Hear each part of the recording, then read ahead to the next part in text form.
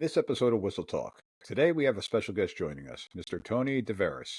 Going into his 24th year of officiating, this Los Angeles, California native is not your average football official. With a background as a crew chief, this retired Marine also serves as the president of the CFOA South Bay chapter. Tony brings a unique perspective to the field. His experiences on and off the field have shaped his approach to officiating and leadership, making him a valuable voice in the officiating community. Join us as we explore Tony's journeys, insights, and passion for the game. I'm Mike D, the referee, and this is Whistle Talk.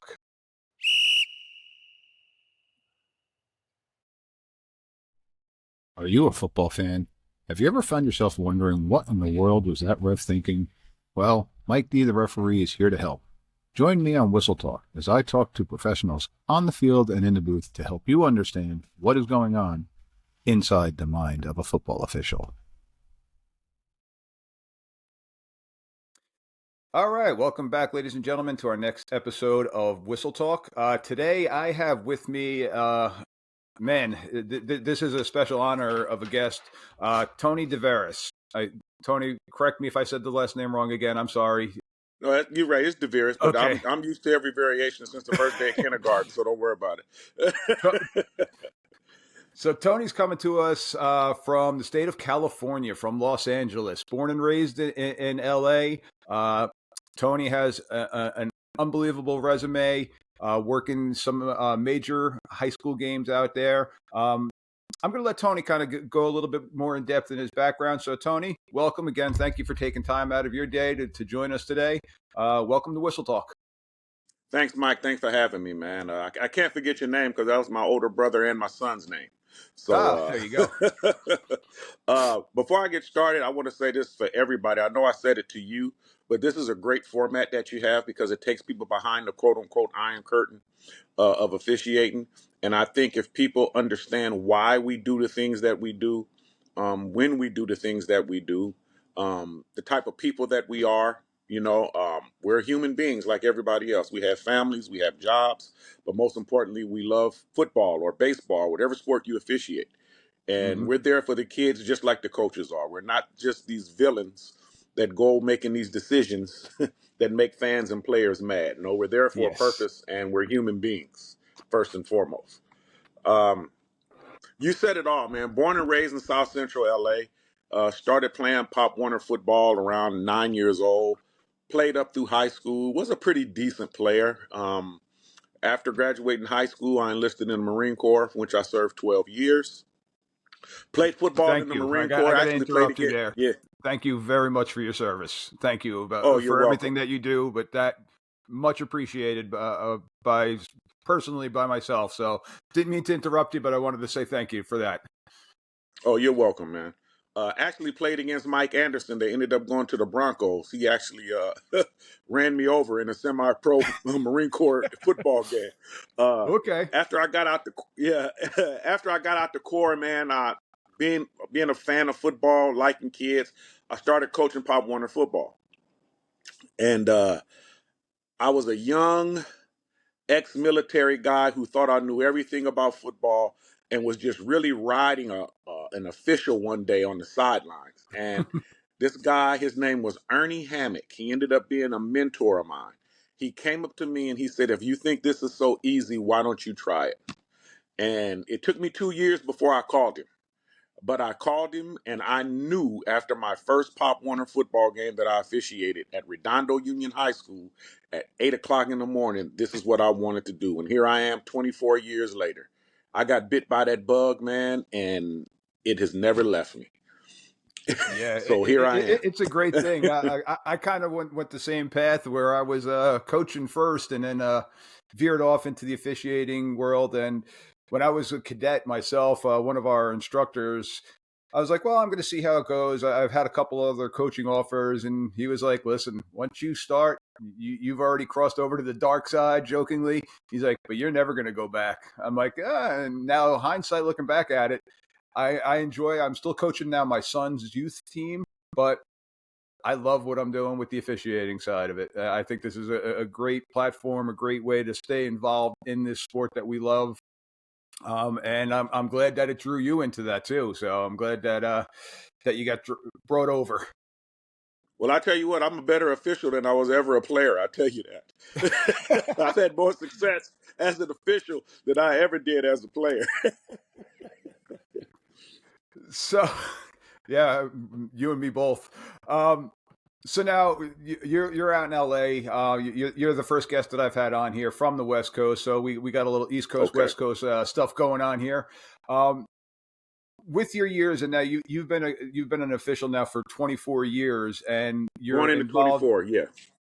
you're involved in your chapter. You're a head referee now as a crew chief, and you're currently serving as your chapter's president, correct? For Yes, I am. the CFOA. So CFOA South Bay. okay, how has things changed since you've now been involved, especially specifically in your region? I mean, there's some big time high school football going on out there. What are some things that you have possibly seen in particular changing over the years with what's going on the officiating side? Well, I think before we get into what's going on the officiating side, we officiate what's on the field. So the game of football has changed Oh yeah. from the way it's played. There's no more 3 yards in a cloud of dust anymore. The Yep. game is a spread open, wide game now, and these players are getting bigger and stronger and faster. Oh yeah. And there's more of an emphasis now on safety than I've ever seen before, which is great. Yeah, as we know, blindside blocks, depending on how they're delivered, are no longer legal. Um, you can't hit that wide receiver running across the field if the ball is near, it even comes in his vicinity. There Yep. used to be a time where a free safety could tear his head off, and it used to be applauded. Well, guess what? Now we can't do that anymore. Hmm. So officials have to be more safety conscious. We can't be so wrapped up into how we were used to the game being played and how we played it. Yep. We have to think safety of the players first. Period. 1,000%. You And know. that was probably the hardest thing that I encountered switching over from the coaching side to the officiating side, because we used to teach the safeties coming up, the middle linebackers with a tight end cross and laying them out, not getting hands on them, different things like that. All those things have changed. Hey man, I'm a Steeler fan. Okay. Mel Okay. Blunt was my favorite player of all time. Heck, You know what I heck mean? yeah. Ronnie Lott. I grew up in Southern California watching him play at USC. Jack Tatum, Oakland Raiders. Come on, man. Yeah. It took a long time for me to adjust, but Oh hey, yeah. when you think about the size and the speed of our players now, Yeah, you're right. when you have free safeties now, some of them are in high school that are, depending on where you go, free safeties are 6'1", 6'2", 200 pounds in high school and Yep. running 4.3s, 4.4s. That's a car wreck. And that's most Yeah, you're right. importantly, that's somebody's child on the field. Correct. That's Yep. somebody's child. So yeah, football is still a violent game played by violent people, but we have to be more safety conscious to regulate that level of violence. Absolutely. Absolutely. Um, So, what kind of challenges are you guys facing out in California with officiating? How are your numbers been out there? Are you guys, because here in New Jersey, we've kind of seen a drop in our numbers and officials. How is it going out in California? Are you seeing an uptick? Are you guys losing people, unfortunately? Well, yes, unfortunately, numbers are down, Yeah. especially after COVID when we lost a lot of people. Nobody wants to come and do this. YouTube makes it very hard to recruit people when you see that assaults on officials are up. Let's just be honest. The Yeah. physical, I mean the verbal abuse that a lot of us are expected to take is up now. So it's really hard to recruit and retain people. You Now, know.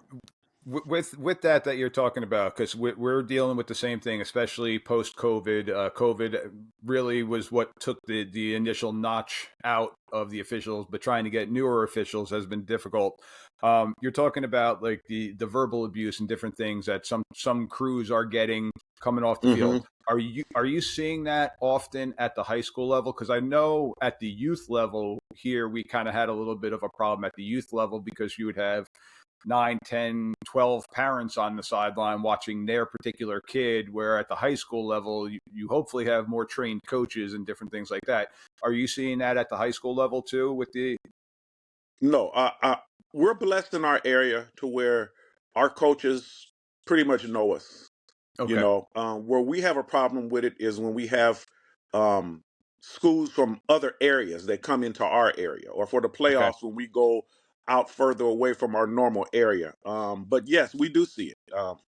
We do see it. Sometimes it's on the sideline. Sometimes it's from alumni who's allowed to just stand on the sidelines, and all these extra people that are on the sideline. You know what Yep. I mean? But from the coaches, um, I'm going to be honest with you, Mike. It varies by school. Yeah. It No, varies by that's school. true.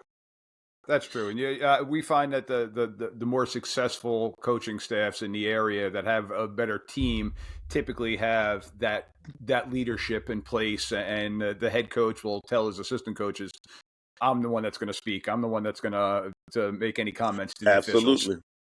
So I'm a firm believer in what you see on any field or any court is what's coached or what's allowed. Period. absolutely, absolutely, Period. And if you have a mild mannered coach, you usually have a mild mannered staff. yep. And it's a trickle down effect because the kids react the same way that the coaches react. If the coaches are They going sure nuts on do. the sideline, the kids are going to have the same reaction on the field. So Yes. so now you're a head referee. You're a white hat, a crew chief. What role Yes. did you have prior to that? What positions were you before you became a head referee? You know, I made my bones as a back judge. That's where my Okay. reputation as an official was established. I was on a crew as a full time back judge my third year officiating. I was doing varsity football on my third year full time, and I've Okay. been a playoff official since my third year. That's where my reputation was established as a back judge. I've been able to work all five positions. I've been an Okay. umpire. Yeah, I've been both wings. I've officiated from every position on the field. So you guys in California are all 5-man crews? Except when we get to the semifinals in the playoffs, we go 7-man. But and Okay. if a school will request 7-man for a big game, we'll put seven out there. But usually the norm is five. Okay. So recently in New Jersey, we actually converted to having 6 men officials. And we have a couple of 5-man games here and there. And the same thing, though, when you get to the semifinals and the finals, we do go to a 7-man game. And that's actually, as a back judge, is where I started off. And I'm not going to lie, it was great to see the entire field back there. But Mm-hmm. I'm more of a first baseman catcher type. If you want to make a baseball reference, I'm not much of a center fielder out there, and that's kind of what the back judge spot is playing center field. You're going sideline to sideline, in and out. It was a great learning experience, but then I transitioned myself. I was to a short wing. It really enjoyed the short wing aspect of it, but I'm an old offensive lineman, so now I'm in the middle of the field as an umpire, and I love it being in there. I'm also a white hat too, so I do run a crew every once in a while as a fill-in. But predominantly, I'm an umpire by nature. So Man, when I first time I ever put the white hat on, as a second year guy doing Pop Warner, I mhm. knew that's where I wanted to be. I knew right off of the bat. My goal was to be a full time crew chief at that point. Okay, that's great. So now, as a crew chief, what kind of responsibilities do you have overseeing the game? How does it work with you? And do you have a set crew that you're typically working with? Yes, I do. I have four great guys. Okay. Uh, that out here we pick our crews, Hmm. and we've all grown together per se. You know, I'm blessed to say out of the five of us, four of us have been to a final. Um, Out of the five of us, one year, all four of us went to the finals the same year. We worked the same final together. We didn't start out that way. We had to grow together. Okay. You know, we did not start out that way. We had to grow together. Um, S- res- So now Go ahead. you're saying that you went all four of you went together as a final. do they typically Mm-hmm. pick a crew to go to the final, or are you getting graded on each game and different things like that, and they pick individuals from different crews for your finals? It's usually everybody from a different crew, but it just so happened that particular year, four of us were the highest rated at our positions, and our unit got assigned two finals that year. So Oh we wow, had two 7-man crews to work. Yeah, we was cooking that year. yeah, Our unit that's was pretty in, tough. yeah, and let me. I don't like to say assigned. Our unit was entrusted with two Mhm. finals that year, and we had two 7-man crews, and it just so happened that year four of the seven that was on the finals happened to come from my crew. My umpire went with me, my back judge went with me, and my line judge went with me. Oh, that's excellent. Yeah, Now, so we've evolved. yeah, and as a crew chief, you gotta definitely see if you're getting four guys going, you guys have to be able to work well together. So that's got to be something that you got to be proud of. Just the cohesive nature, the teamwork aspect that you guys have together as an officiating team, because that's basically what it is. Excuse me. We're relying on each other, just like the players are and the coaches are relying on each other. We're relying on each other too to make sure that we're reading the right keys, that we've got each other's backs, different things like that. So that's awesome that you've had four guys go with you. Well, can I say something about being a crew Yeah. chief? I think it's really important. There may be someone who's aspiring to be a crew chief or whatever. You have to understand something. All egos have to be checked at the door. Oh, 100%.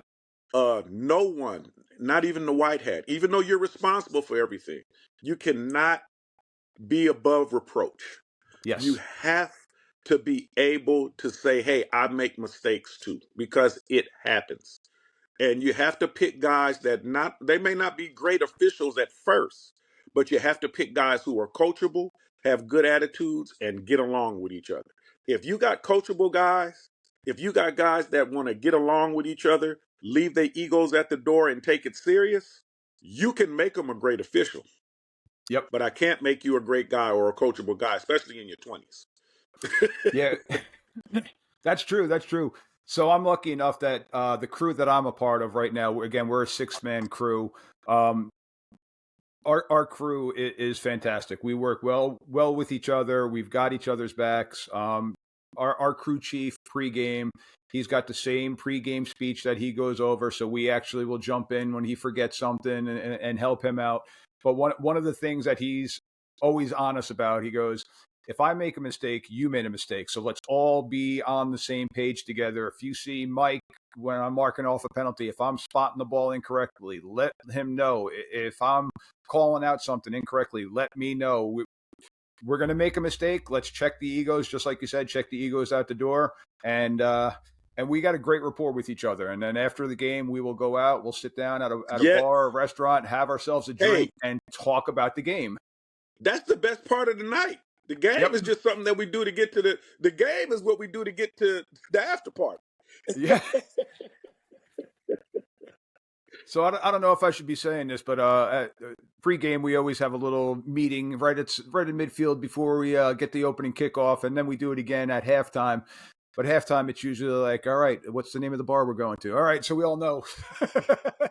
You're not the only one, So, buddy. Yeah. good But stuff. hey, we know where we're going based on the school we're working at that night. Yes, yep, So yep. But we just got to kind of finalize because we'll also try to bring in our clock operator with us or our chain gang too if we can try to get everybody involved too. So we're always looking for oh, that's other eyes, I should say, that see it from a yeah. different perspective. So at halftime, we're always opening up. I asked the chain guys again. I'm in the middle now. I'm asking the chain guys, hey, you guys seeing anything? Or if the clock operator comes back downstairs, what are you seeing up there? How are things going? So we're always looking to try to get any feedback, positive or negative. I mean, heck, we're putting on those stripes. Got to have some thick skin. So, Oh, armadillo skin is what I call it. 100%.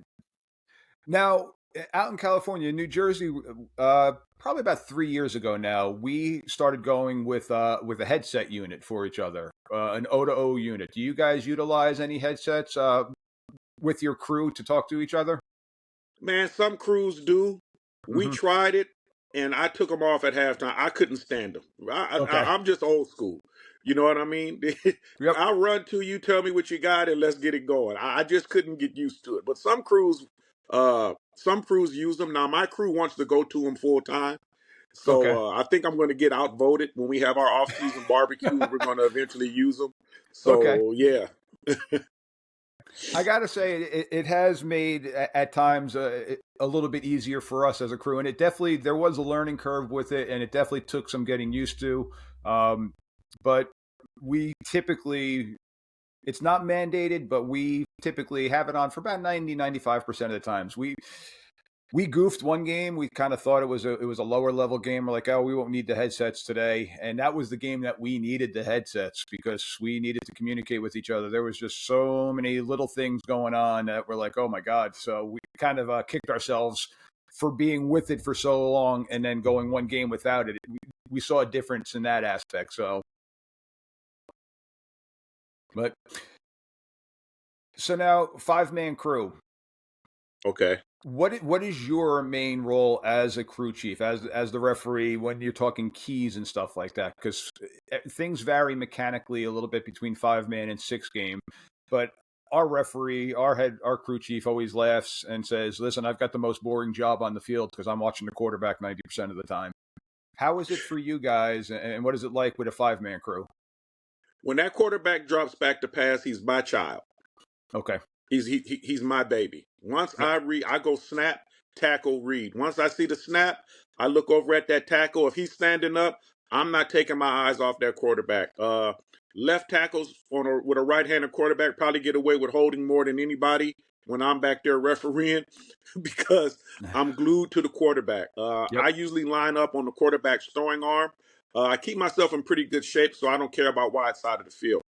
Okay. And the reason why I line up on the quarterback's throwing arm is because the biggest call that I'm going to have to make is was it a fumble or an incomplete pass? Yep. The tuck And rule. I want to have a clear view of his throwing arm. Now, when I read run, I automatically just shift to the point of attack with my umpire. So I can Okay. watch for holding at the point of attack. I don't care about backside holds or anything like that. You know what I mean? I'll take a Thousand glance at percent. the backside to make sure somebody's not getting cut illegally or something like that. But once I'm sure that flow is going in one direction, I'm going to go ahead and focus at the point of attack with my umpire so we can get that big takedown or something like that. And then I'm just Thousand going to let the percent. game. I'm just going to let the game come to me. You know what I Yep. mean? But the quarterback is my primary responsibility. He's. I look at him as my child, especially Okay. when he drops back to pass. That's my kid. Yep, and that's the same here with the 6-man mechanic. Now, something that we do a little bit differently, which our state adopted, is our referee is always going to be on the right side of the quarterback, and he's Mm-hmm. responsible for the right tackle. So we're not. We used to flip flop to the throwing side, but that now he's always going to be in the same position. And me as an umpire, I'm pretty much going to be over the ball about 7 to 9 yards back, but I kind of cheat side to side. I kind of read strength or wide side of the field, short side of the field, and I'm always still got my same keys. I'm still focusing on the ball pre-snap, still keeping. I've got the 4 linemen pre-snap that are mine. The tackle is the referees, um, but I move around just for safety. I've been run into way Yeah. too many times. I've been used as a pick way too many times. So I'm a big guy, but I'd rather not get run over by a 6'6" tight end coming at me. Yeah. So I'm gonna also watch those backs and those receivers for shifts and motions as well yep, that my wing guys might miss. Uh, I'll give you grace on one early in the game if it's not too big and doesn't jump out at us. But if I feel this coming or if I feel it's we've missed one, I'll call the flanks in and say, hey, watch these backs and watch these receivers. yep, What that's your guys' baby. I got the quarterback. But those are pre-snap stuff that's big that we have to get. Anything that my motto is this: anything that jumps out on film that's going to make you look bad, we have to get it. absolutely. Yeah, you need to get those. You need to get those, and pre-snaps are going to be the biggest one. Pre-snaps, your safety fouls, and the point of the attack. So it's Yes. gotta you gotta take those. The ticky tack fouls. I mean, our crew, we have a reputation of not throwing many flags. We want to officiate. We want to manage the ball game. We want to keep the game going, keep the flow going. But some games we will have 10 to 12 flags and we'll walk off the field like, oh my God, like, what are we doing? But other games, if we have one live ball foul, that could be a lot. Like, it's the pre-snap ones and let the kids play football. I personally, I love going into the defensive line or the offensive huddle and saying, hey guys, keep your hands inside, or as the line breaking the huddle and they're coming up Yes, yes. 72, you got to get your hands inside. I'm going to bang you next time. Okay, thank you, sir. Preventive officiating. Yes, sir. I Yep. use my voice a lot on the field. Yeah. I use my voice a whole lot. I even communicate with coaches the same way you are. Coach, 77 is over here. He thinks it's WWE tonight. If you go Yep. to his side, I'm going to get him. He's getting whooped over here. You know? Yep. Yeah, absolutely. I believe in preventive officiating as well. Absolutely. I think it's a big key to keeping the game going and keeping the kids having fun too. Absolutely.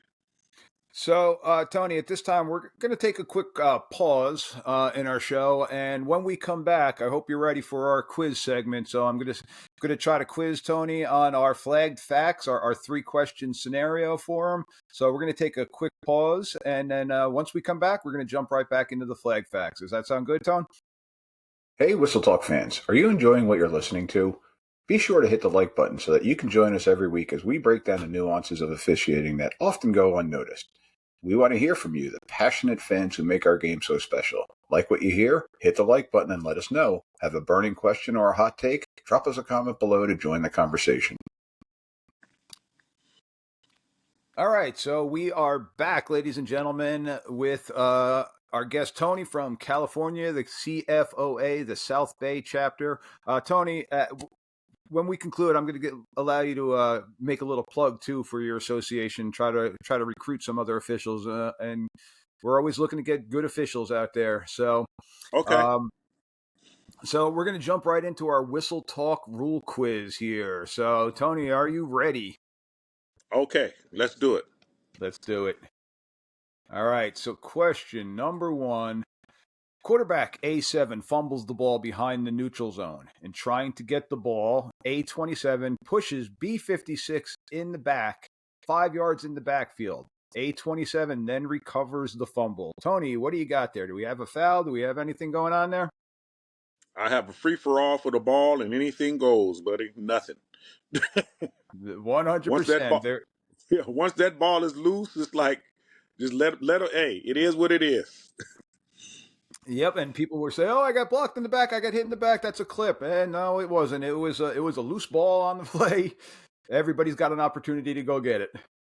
Unless it's away from the ball, then you may have something screwy. Well, But yeah, as long as gotta they're in be the act of, as long as they're in the act of scrambling, recovering for the football, boys will be boys. absolutely. All right, 1 for 1. Good job so far.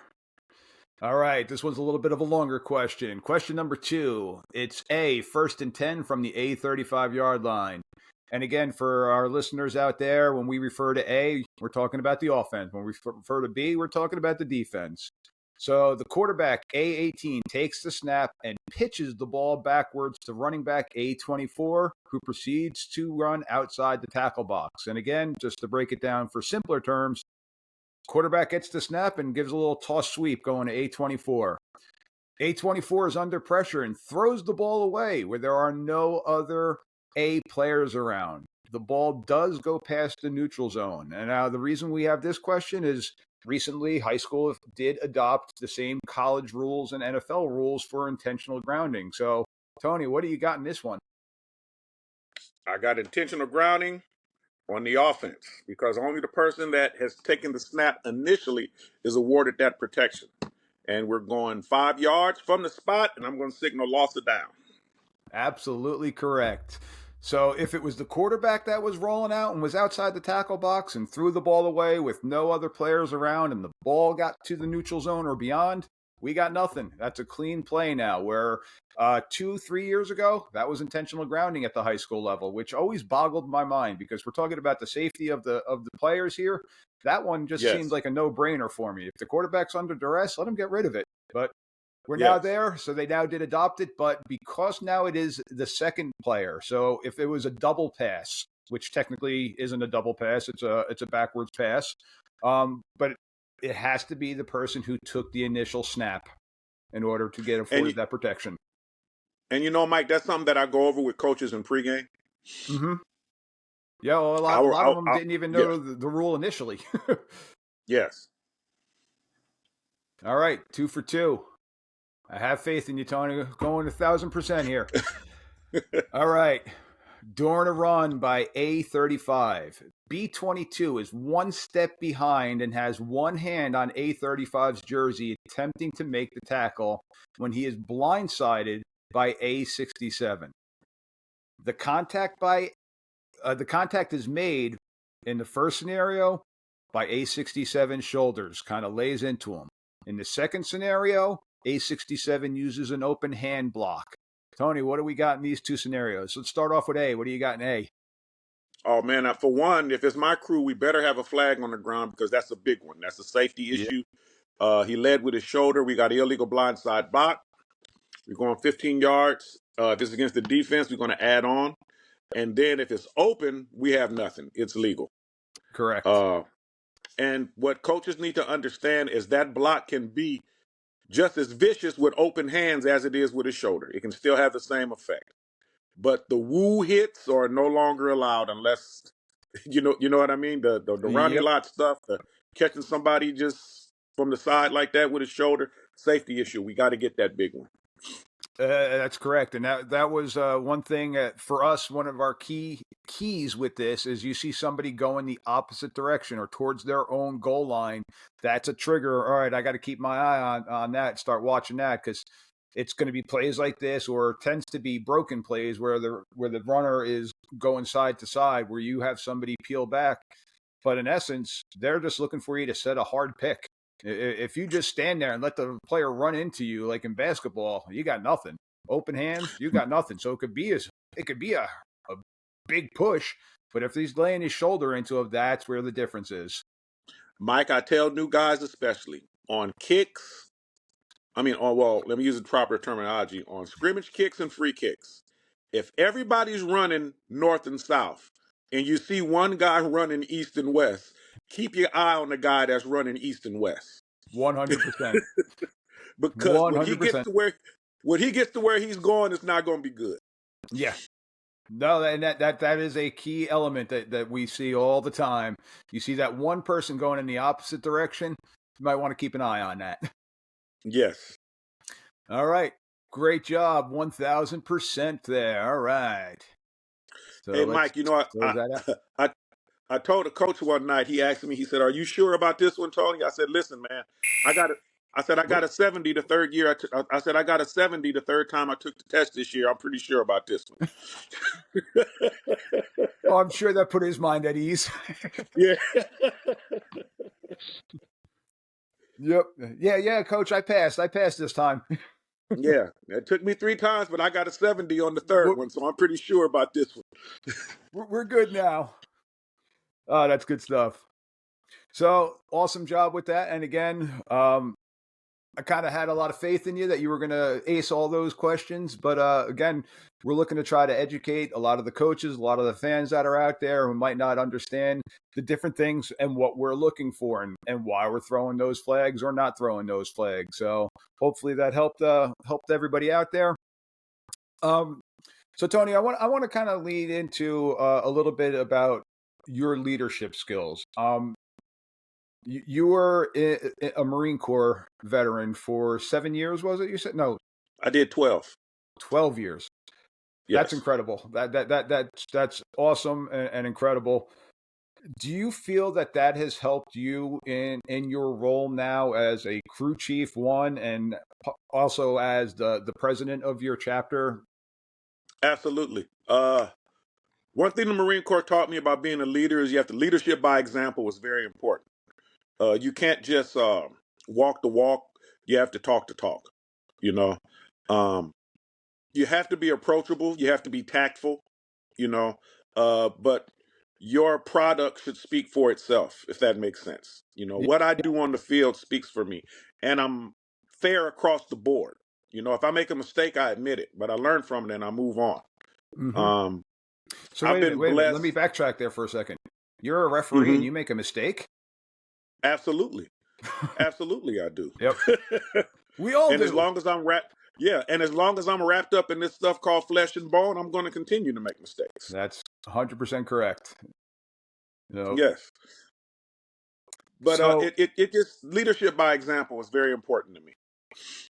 now, do you see a trickle down effect with, say, just not only your crew, but you as a president now with the mentorship of your younger officials in your chapter and your association? It's funny you brought that up because I'm taking on a new head linesman this year, Okay. and I called him and invited him onto the crew, and he told me, "Man, I can't wait to work across from Brandon, your line judge." And I said, "Why is that?" He said, "Because I work with him on Saturdays doing Pop Warner, and he has taught me so much, and I'm just willing. I'm looking forward to working with him on Friday nights." Now I've had Brandon since he was a pup. You know what Okay. I mean? And so that makes me and the other senior guys on my crew, my umpire Wayman Wiley and my back judge Chris Charles, because we've been pouring into Brandon for years. Mm-hmm. So it makes me feel good to know that Brandon is pouring into somebody else. That's awesome. So each one, That's a proud papa each moment right one there. teach one. Yeah. Yes, each one teach one. I didn't get to where I am without somebody pulling me up and looking out for me. I had Absolutely. great mentors that saw something in me and poured into me. So now I have more behind me than I do in front of me. I'm going to be honest with you. So now I'm preparing the next generation. And that's So, so important. oh yeah. And now with that, you've had some big games that that you've had the pleasure of working too, I should say. Yes. You've probably dealt with some pressure situations and some adversity. How do you feel that you guys handle, and what are some tips that you can give younger officials on dealing with being put in those spots, the lights being the brightest? What kind of tips can you possibly give to other people who are looking to get to where you've gone? First of all, you have to know the rule book. You have to know the book. On that same note, one thing that angers me is not if you make a mistake, but if you made a mistake because you didn't know the rule. Mm-hmm. You have to know the rule book. You have to be in shape. You have to know your mechanics. Okay. You have to know where to look on the field to see the foul 100%. Yeah, Usually, if you apply those principles and most importantly, know your rule, and you have to know when to throw it and when not to throw it. correct. No, Those. Oh my God, those keys are element. I mean that's the element of officiating right there. Not just I'm when you throw, but when you don't throw. I'm a big believer in what you just said. I'm a big believer in the mechanics aspect because the mechanics are going to put me in the position to make sure that I'm To see seeing what what I I need need to to see. see.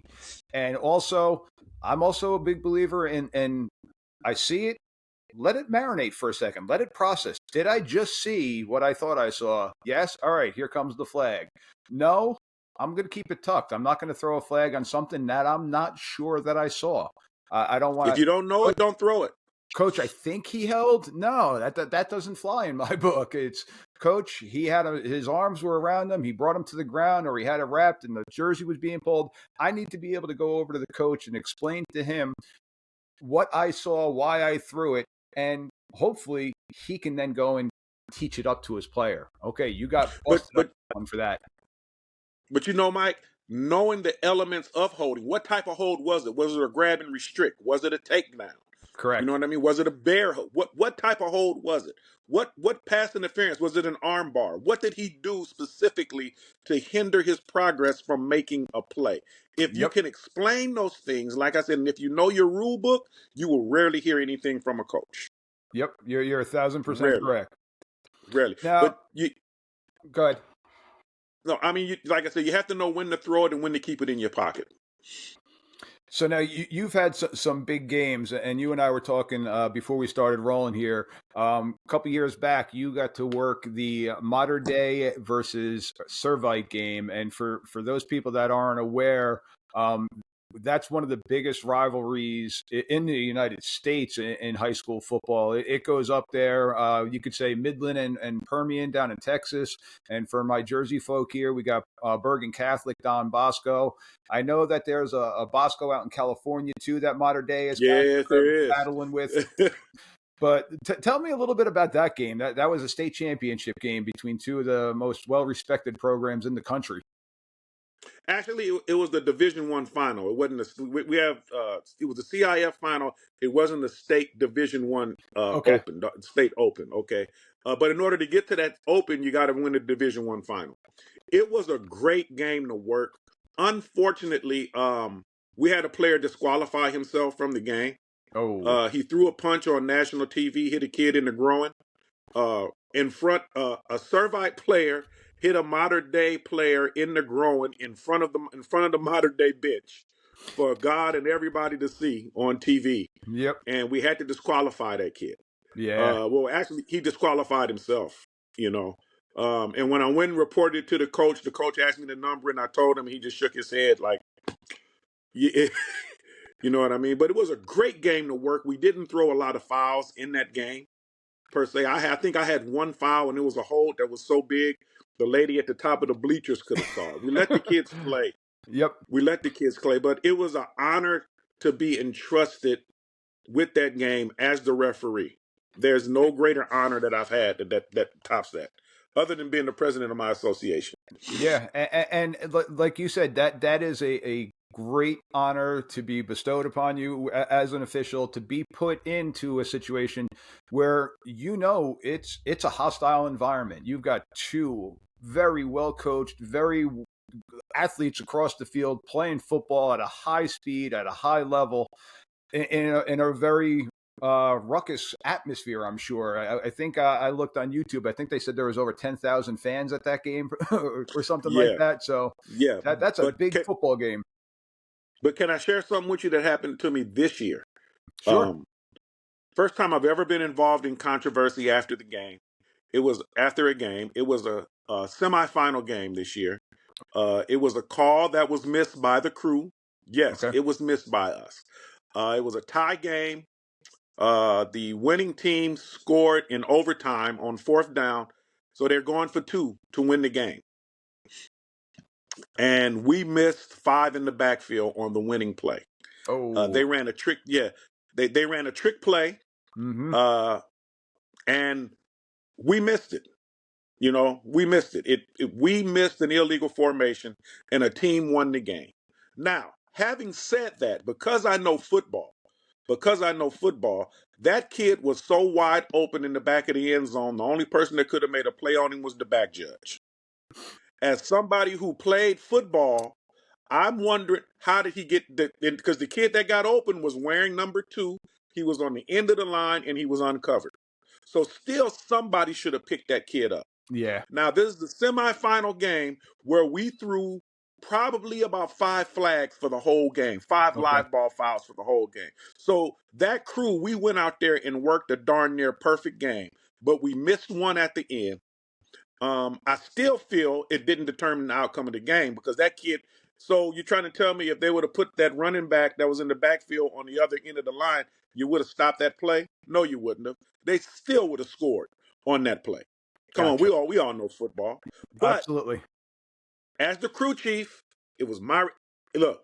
I fell on the sword. Okay, it's on me. It's all on. I take full responsibility for it. You know, but I say all that to tell all the officials that are listening now, you can work a perfect game for 59 minutes and 59 seconds, and you miss one thing at the end. Nobody's going to remember what you did. So we have to strive for perfection, knowing that we're going to not miss the mark because we're not perfect. But if Yeah. we can be excellent, that's all you can. That's all you can ask for. No, 100%. And we've all been in those situations. And excuse me. I was recently just telling a story. We had a huge rivalry game here in New Jersey. We had an inadvertent whistle, and it was Ooh, something that, yeah, it was something that the gentleman who blew the whistle came up to myself and our crew chief. We talked about it. We're like, all right, we're all going to go talk to the coaches. And it was, we took the sword. We're like, coach, that's on us. we blew it. We dropped the ball Yeah. on that one. That's on us. We're going to have to replay Now, the down because they didn't want to, the outcome wasn't going to benefit them. So we replayed the down and we're like, coach, we're going to move on, but that one's on us. You got us. Now, having said that, I want people to understand something. The different mindsets in coaches and officials. A coach is going to take that win any way that he gets it. Yep. But if we make a mistake that really costs the team a game, we go home and we're sick about it. Oh yeah. Oh yeah. We go home and we're sick about it. Because you know what I've never seen in 24 years, Mike? I've never seen a coach come to me and say, hey, you blew that when my guy wasn't in the end zone. We don't want those points. You're right. You're right.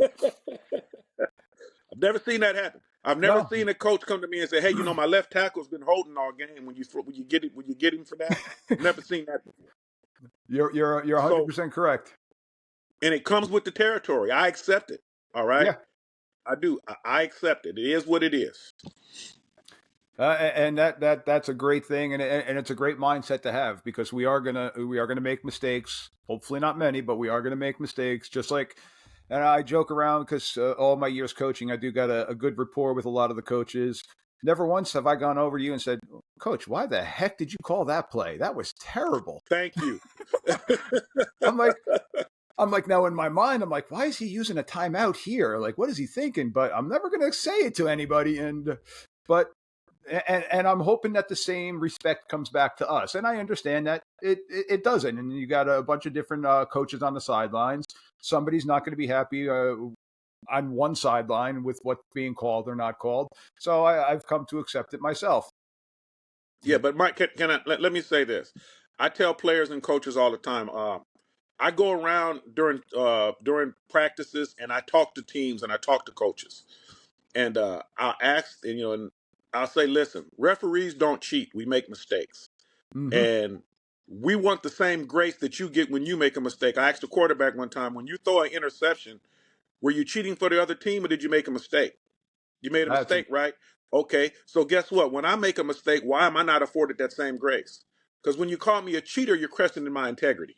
Yes, 1,000%. That is one word that I've been called many things in my professional career, as a teacher, as an official, but I'm not looking to cheat anybody. I know how hard these kids are working in the off season, and even I'm not allowed to referee the games of the high school that I work at, but I referee the games of my alma mater and stuff like that. And I love my high school, but I'm not going to change the way I call the game, because I know how hard that other team has worked to get to that situation too. So I'm going to call the game as fairly as I can.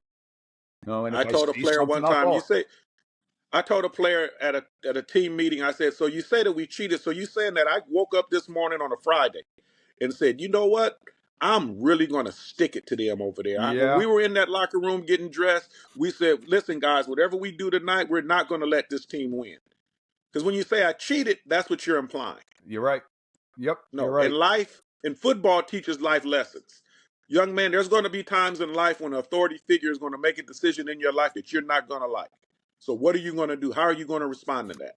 And the best coaches tell their teams, even if the officials make a mistake, we have to overcome it. Yep. That's the way I was coached. That's the same way I was coached. God bless his soul. George Tardif, my old high school coach, still, I'm going to be 50 this coming year. He still has an impact of how I raise my children, because of how I was taught at a younger age, and to respect and to understand that we're human. The element's going to be there. We're going to make a mistake. How are you going to respond to that mistake? How are you going to respond to Tom Richards was mine. Yeah, we sound like we had the same type of coach because Tom Richards was mine. Yep. So moving on, because I don't want to keep you much longer on a beautiful weekend that we have here. I know you said it's a little rainy out there. What do you guys do out in California? Do you guys have film study? Do you guys have different things like that? We're lucky enough in New Jersey that we implemented the Huddle replay system. Not the replay system. Let me retract that. But the Huddle film system. So we are actually able to go back and watch our games again and see if we were in the proper spot, if we're focused on the right thing. Do you guys have such anything like that out in California? We utilize Huddle big time out here. Awesome. The only thing I don't like about Huddle is it makes you realize how much weight you need to lose for the next season when you see yourself on film. But no, film study is imperative to the success of an official. Yep. Even to even to watch your mannerisms on the field. I noticed that I was standing around a lot, and the way I was standing made me look lazy, and I changed that. It's the smallest things that you can pick up about your game that you can only get by watching film. But we also have off-season study sessions that are hosted by CFOA for every unit. We had 100 and something people in a Zoom session Tuesday. It was great. Yep. And then we're going to start our own as an association in a couple of weeks. So we go year round. We're sensitive because a lot of people work dual sports, but we're constantly in the book and watching film. Yep. Absolutely. It's imperative. Yeah, we just started in New Jersey. I think we're going on our third year now that we're meeting every other week as a state association. So we're getting the whole state. So we're getting 200 plus officials on a Zoom meeting like you're talking about, where we're either watching a huddle play, going over mechanics, going Mm-hmm. over different keys. We've had a couple breakout sessions for different positions too. So it's now turning into a year-round affair. But like you said, we're always trying to get better at what we do for ultimately the kids. Absolutely. Absolutely. I mean, we don't do it for the money at this level. I mean, you know what I mean? If we don't. We do it. You work for a tank of gas, depending on your state, to be honest with you. Yeah, You work enough for a tank of gas and maybe a beer and a pizza after the game. That's it. 1,000%. This is truly for the love of the game. Absolutely, you can make some decent money in it. Oh, Like absolutely. you The like higher you you said go with the up. coach, I'm not going to say nah. You guys can keep your paycheck on that one. Oh, yeah, no, but no, I'm not going to say that. No. but yeah, Absolutely not. it's not something that I'm going to make a full-time career on. And heck, what is it in the NFL? I think there's 20 full-time officials, and everybody else is still working secondary jobs in the NFL. Yeah, but So, let me tell you, Mike, they make a lot more money than we do. That's a heck well, of a part-time yeah, job, brother. that's a if good you side if hustle in you itself. hey, if you go get a part-time job, that's the one you want to get. Yeah, 100%, 100%. So, so with that, Tona, I want to start wrapping this up for us. Again, thank you once again for taking the time out of your busy schedule to jump on here on Whistle Talk. Um, what last words do you have for our listeners out there, and for people in the Southern California area that may want to look to get involved in officiating? Well, let me say this. Let me thank you once again, Mike. I think the platform that you have here is great, so people can see that we're human beings and why we do what we do when we do it. Uh, to those who are watching, who are coaches, I would just like to say, uh, realize that guy that's on that field on Friday night is away from his family, just like you are. He doesn't have anything against you. He's not there to hurt you. He's there to make sure your players stay safe and that whoever wins and loses within the rules of the game. If you're officiating is a dying art. We're getting to the point now to where we're struggling to put people on fields, and it's nationwide. And if you really want to stay part of a game that you love, just come and try it for 1 year. Just Hmm. try it for 1 year. You can Google your state high school football association in any state that you're in, and you can put the stripes on. And even if you don't like it and you want to stay in coaching, it'll make you a better coach. Yep. You know, if you're in the Southern California area and you're interested in joining our unit, you can email me at tdwhitehat3@gmail.com. Our website is under construction right now, but you can personally email me at tdwhitehat3@gmail.com, or you can go on the CIF website and just hit become an official, and they will get you to the unit that's closest to you, and we would love to have you. We would And, love to have you. and for all the listeners out there, Tone, if you don't mind, I could put that right onto the links to the show, if you Absolutely. don't mind. Oh, Yes, absolutely you can. okay. Yeah, we need people. We need people. We need good people who really want to learn the art of officiating. Yep. And for any younger athlete that's out there that may be graduating, looking for something to do to stay involved in the sport, this is an excellent avenue for you. Um, you may be going on to have a career as an attorney, as an accountant, whatever it may be, construction. Our hours typically are a little bit more flexible. You give yourself a Friday night and you can come out and still be a part of the game that you may love. And so all of our Yeah. college graduates that are out there and former players that are Yes. out there, this is a great way to stay involved in it, where You don't have to be a teacher where you might not have the time to put in coaching. You could put the time in as an official, read some books, learn the plays, learn the rules, and still help out and be a part of the game we love. And not just football. You might want to do basketball. You might want to Absolutely. do baseball.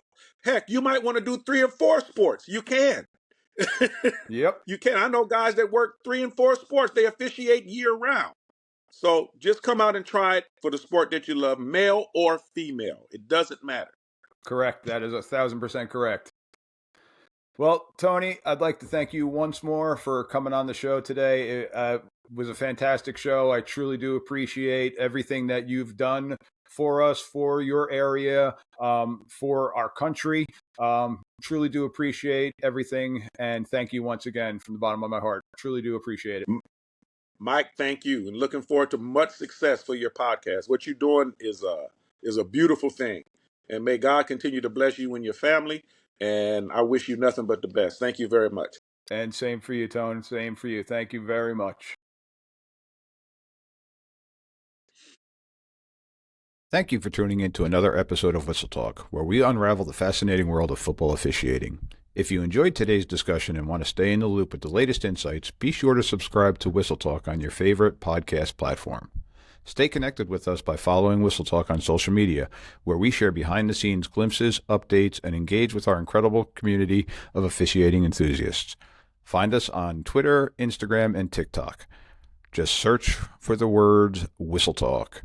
Your support means the world to the show, and we'd love to hear your thoughts, questions, or suggestions for future episodes. Drop us a line through our website or message me on social media. I'm always eager to connect with the fellow fans and continue the conversation. Until next time, keep blowing the whistle on the untold stories and nuances of football officiating. Thanks for being part of the Whistle Talk family.